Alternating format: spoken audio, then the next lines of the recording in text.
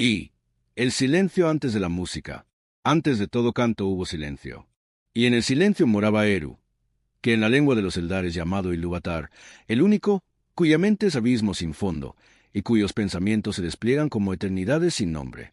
No había cielo, ni tierra, ni medida del tiempo, pues la medida no existe donde no hay cambio.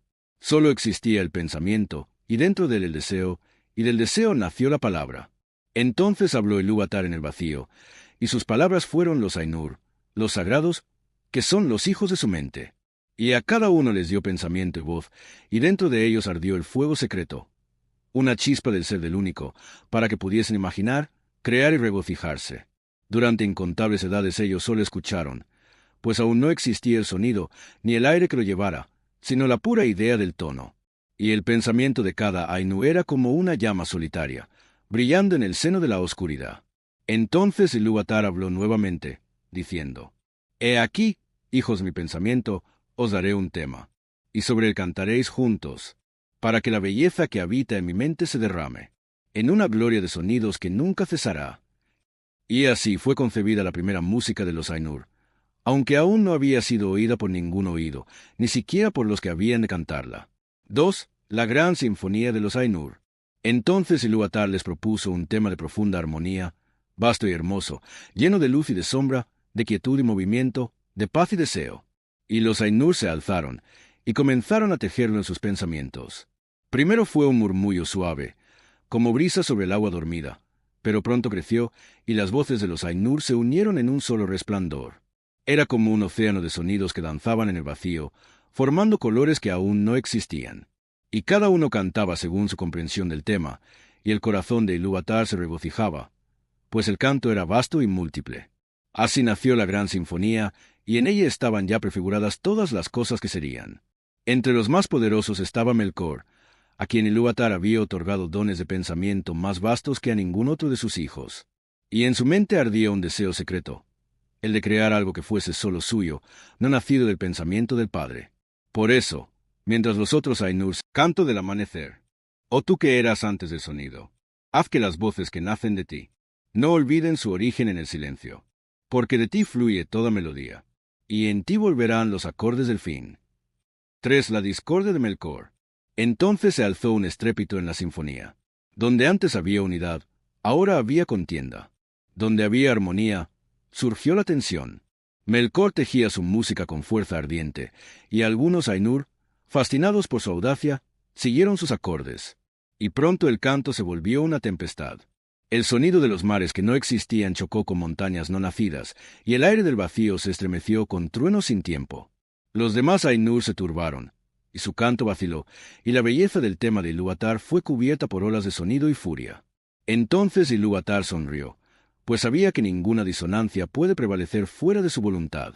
Y levantó su mano izquierda, y un nuevo tema surgió, más profundo y más vasto que el anterior, donde la discordia misma era tejida en la armonía. Y los Ainur comprendieron, aunque no del todo, que incluso el mal, en los designios del único, puede ser vuelto hacia el bien último. Pero Melkor no se humilló, y persistió en su rebeldía, buscando dominar la melodía entera. Entonces Ilúvatar se levantó, y su rostro era terrible majestad, y con una sola nota de su voz, tan alta y pura que el canto de los Ainur cesó, puso fin a la música, y dijo: Ninguno puede alterar el tema sin mi permiso, y aquel que lo intente, verá que toda su obra no hace sino servir a mis designios finales.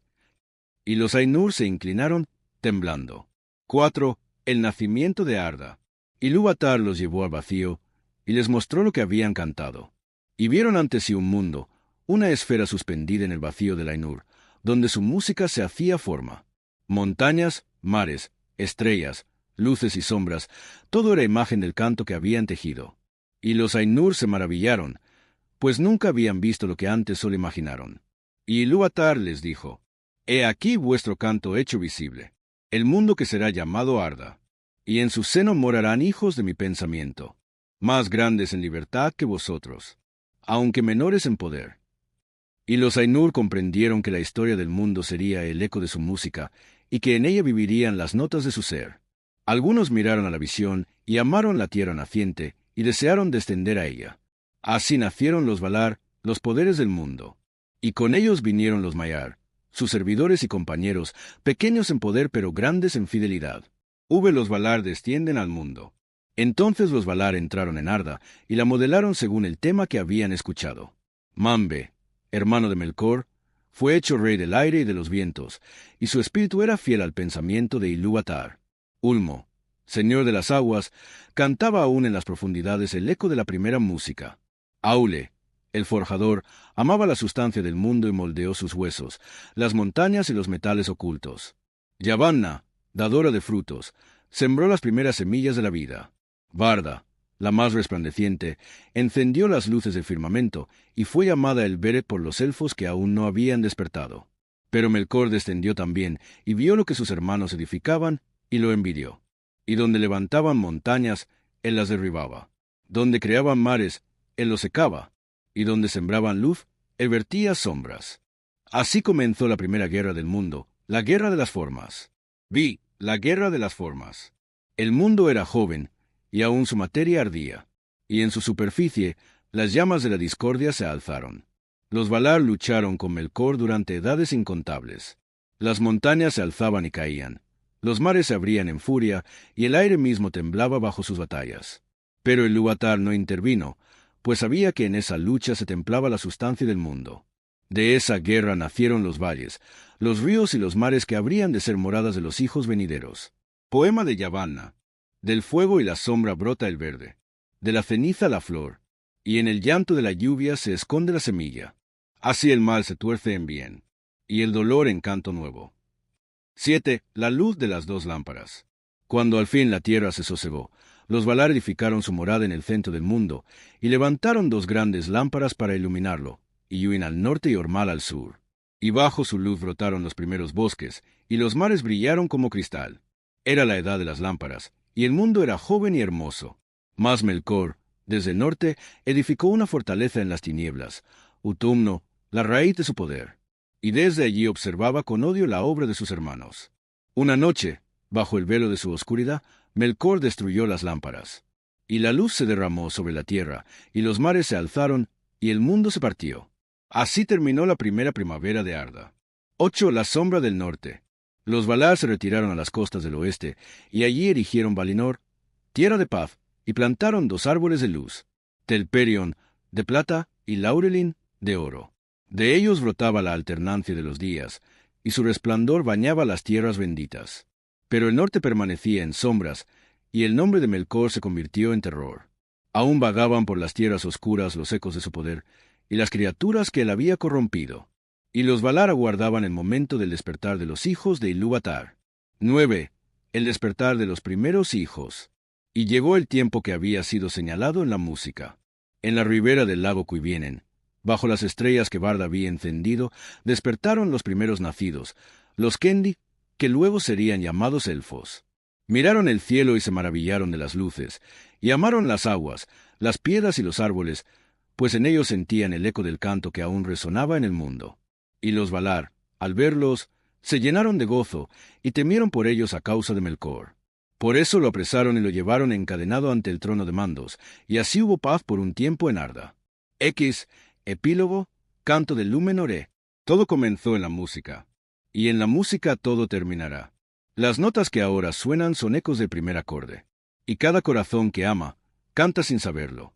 El tema de Ilúvatar. Así termina la crónica de los comienzos, que los sabios de Aman guardaron en el mármol de Lúmenor, para que los hijos de los hijos recordasen que todo lo que fue, nació primero como un canto. Libro segundo, Las sombras de Valinor. El regreso de Melkor.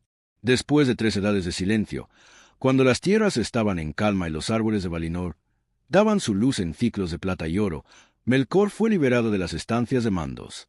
Muchos de los Valar, compasivos, suplicaron clemencia, pues pensaban que el arrepentimiento había tocado su corazón. Solo Tulkas, de mirada firme, y Ulmo, el insondable, guardaron recelo. Pero Mambe, el más noble, juzgó según la bondad de su espíritu, no según el temor, y le otorgó libertad dentro de los límites de Valinor. Y así Melkor caminó otra vez bajo las estrellas, contemplando la luz de los árboles, y su envidia ardió más que nunca. Veía la gloria de los Valar y el gozo de los Eldar, y todo lo que había sido negado su soberbia. Entonces en su mente brotó una nueva mentira: sembrar discordia no por fuerza, sino por palabra. Y Melkor habló dulcemente a los Noldor, a quienes amaba el arte, la ciencia y el poder de la creación. Les habló del mundo exterior, de las tierras vastas y oscuras que aguardaban su dominio, y de los secretos del fuego oculto que Ilúvatar había puesto en su interior. Y aunque muchos le rechazaron, uno escuchó con atención: Feanor, el más grande de los hijos de Finbe. 2. Feanor y los Silmarils. Feanor era el espíritu más ardiente de los Noldor. En su pecho brillaba una llama insaciable, el deseo de crear lo que no existía. Ninguno lo igualaba en habilidad ni en fuerza de mente, ni siquiera Aule, su maestro. Y fue Feanor quien, en secreto, concibió las joyas más bellas que jamás existieron en Arda, los Silmarils. Dentro de ellas encerró la luz pura de los dos árboles, de modo que su fulgor no dependía de sol ni de luna, sino del propio poder de la vida. Y se dice que dentro de cada Silmaril moraba una chispa del fuego secreto que Ilúvatar había concedido al mundo. Cuando los Valar